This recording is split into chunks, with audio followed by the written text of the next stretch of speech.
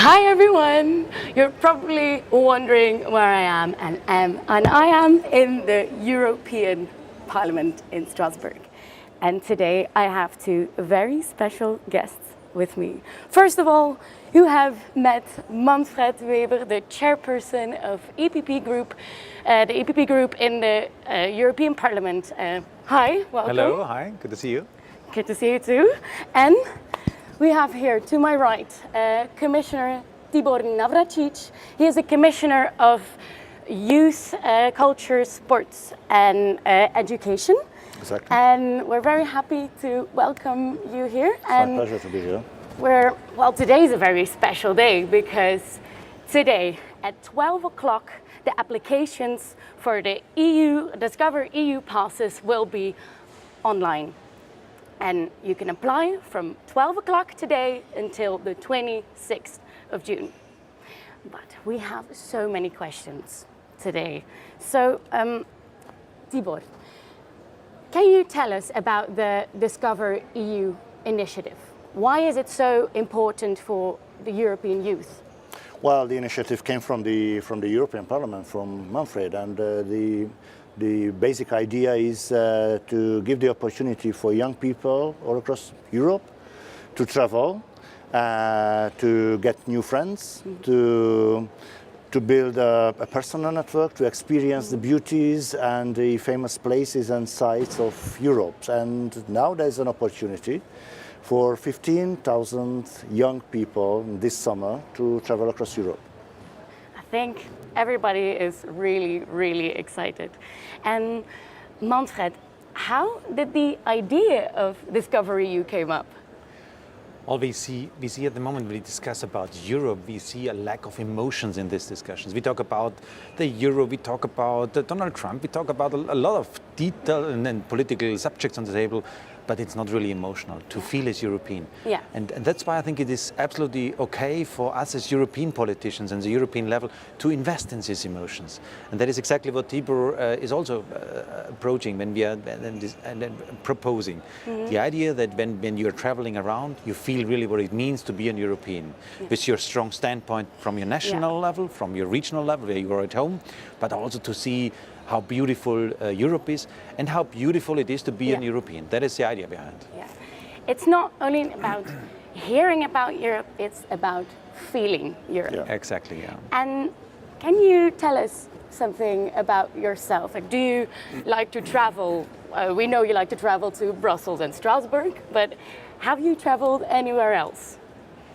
Well, obviously, yes, I travel a lot, but probably my most memorable travels coming from my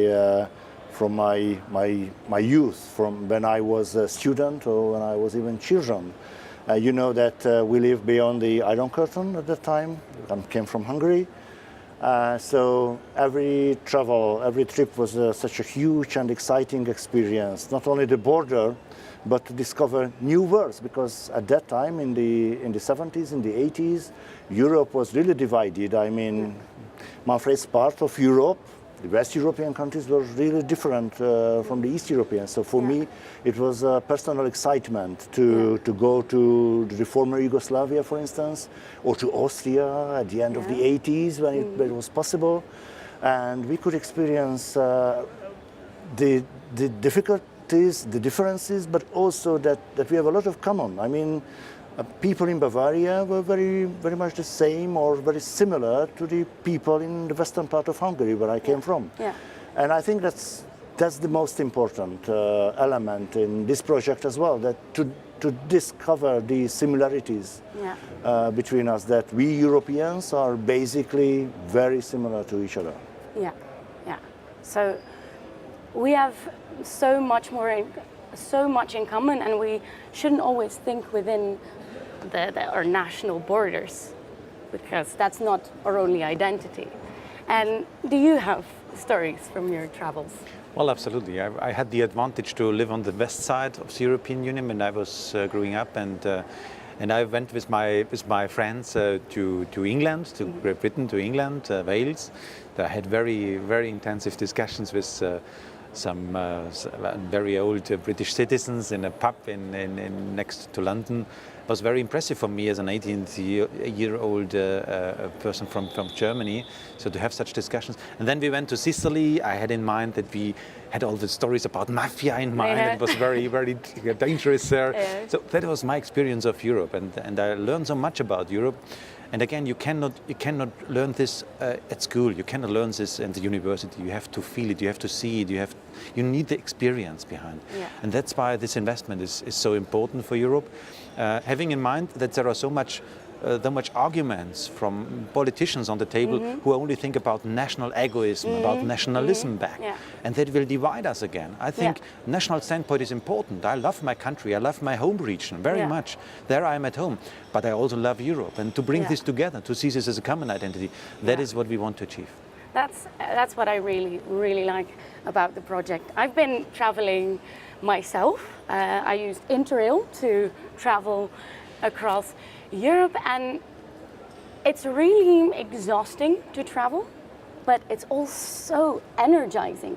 You get to meet so many people, you get to talk to so many people, share new ideas, new perspectives, and you take a lot back. But I also hope from the conversations I had that I left something of my ideas and myself behind. And all of us who are going to use the DiscoverEU passes, we will become the ambassadors of the project. And what advice would you give to these ambassadors to make it a long-term reality? I think we have to establish a network of these ambassadors, and we have to establish a kind of alumni or something like that. They can be a network of ambassadors, they can be the promoters of the European idea, but at the same time they can be contributors in the debates about Europe's future, because you personally experience the difficulties, differences, similarities, the common ground of a European identity. So you can advise us, you can give us more input in which direction we have to shape Europe's future, which elements we must build in the European architecture. And we have to keep this network and this flow of information, this flow of experiences alive. Yeah, I think so too. And well, actually, we got a lot of questions about this project. There was massive response. The question we got the most, I think, was, oh my God, I'm not 18 yet. Is this going to happen next year and the year after? So is this project, DiscoverEU, going to happen in the future as well? Yes, hopefully. We have a very good and strong cooperation with the European Parliament. It's due to the European Parliament to give us the opportunity to elaborate the details of this whole project, and the European Parliament funds this project this year, next year, hopefully. And after 2020, in the new multi-annual financial framework, there will be an institutionalized form of funding. So it will be a long-term European project in the future. Yes. Okay. But still not everybody can get it. So we are starting with the 50,000 tickets. That is a small amount in the European Union. We have to be fair with this, and it is a start. That's why what you said about the ambassadors, those who will get it this year, are key, are really crucial. So they are deciding about the success of the project. So Tibor and I, we can fight for it. We can convince others to support, to get them to present and to reserve the necessary money. It costs a lot of money, so we can do our job. But if the start is not in a proper way, that those who are the ambassadors are not helping us in a way to share their experiences and to tell it to the others, to be really a front runner for the project, then we will have difficulties to continue with this project. So again, those who will get it, there we need their support from them. Absolutely. So the 15,000 lucky ones have a very important job to do. Exactly. Historic responsibility, I have to say. And sorry, for this summer, I hope that by the end of the year we're going to have more 5,000 or 8,000 travelers across Europe, because we're going to have a second round in the second half of the year. So there will be a new call with hopefully new successful applicants. And well, the second most asked question was, 19, I'm 20, I can't participate in this project anymore. So what can they do? Are there projects for them? How can they engage? Yeah, it's always painful. We have to set some criteria.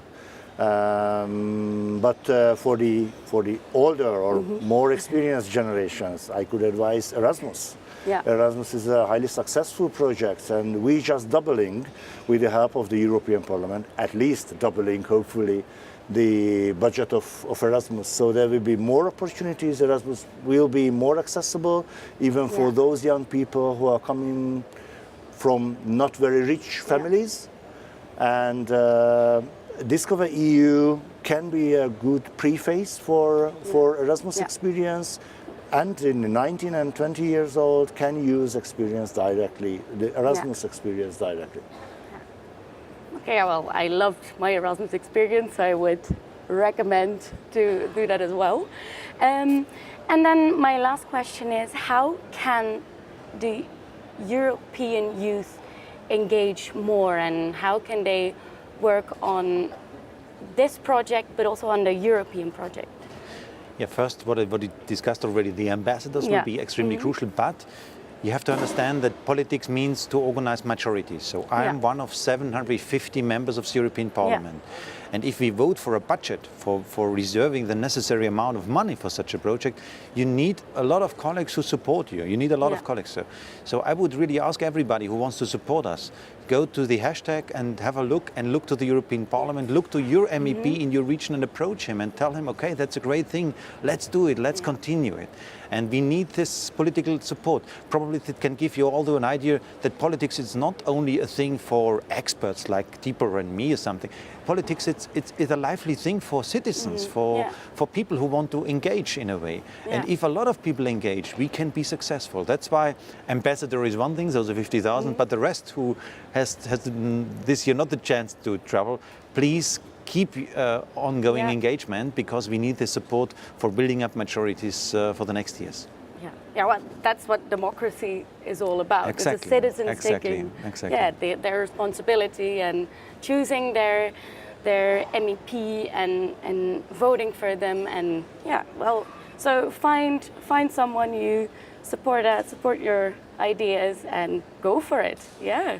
Exactly. Well, we are almost done here. First of all, I want to thank these two lovely, impressive gentlemen to join us in a wonderful conversation. And I want to thank you guys, because today is the day. Today at 12, the applications will be open until the 26th of June. So go grasp this opportunity with both of your hands. And well, see you next time.